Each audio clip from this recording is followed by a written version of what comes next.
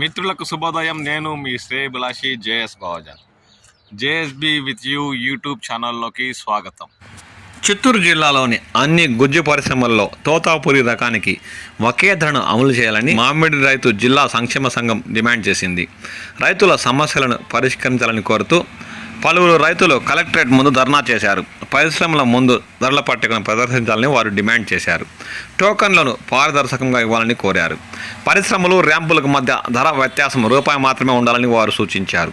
రైతులకు మంచి ధరను ఇప్పించాలని, ఇతర రాష్ట్రాల నుంచి వచ్చే మామిడికాయ లారీలను నియంత్రించాలని వారు నినదించారు. అనంతరం కలెక్టర్ సుమిత్ కుమార్కు వినతి పత్రాన్ని అందజేశారు. ఈ కార్యక్రమంలో నాయకులు ఆనంద నాయుడు, హరిబాబు చౌదరి, ఉమాపతి తదితరులు పాల్గొన్నారు.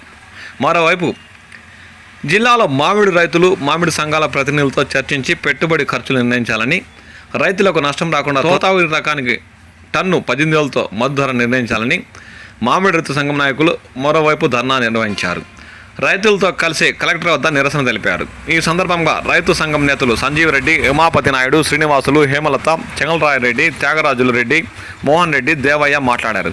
గత ఏడాది తోతాపురి రకానికి కిలో ధర 12 రూపాయలు నిర్ణయించాలని, ఈ ఏడాది పెరిగిన ధరలకు అనుగుణంగా 18 రూపాయలుగా ధర నిర్ణయించాలని వారు కోరారు. ప్రభుత్వం నిర్ణయించిన 7 రూపాయలు ఏ గుజ్జు పరిశ్రమ అమలు చేయడం లేదని వారు వాపోయారు. గత ఏడాది పెండింగ్లో ఉన్న బకాయిలను వెంటనే రైతులకు ఇచ్చేలా చర్యలు తీసుకోవాలని ఈ సందర్భంగా ఆయన కలెక్టర్ను కోరారు.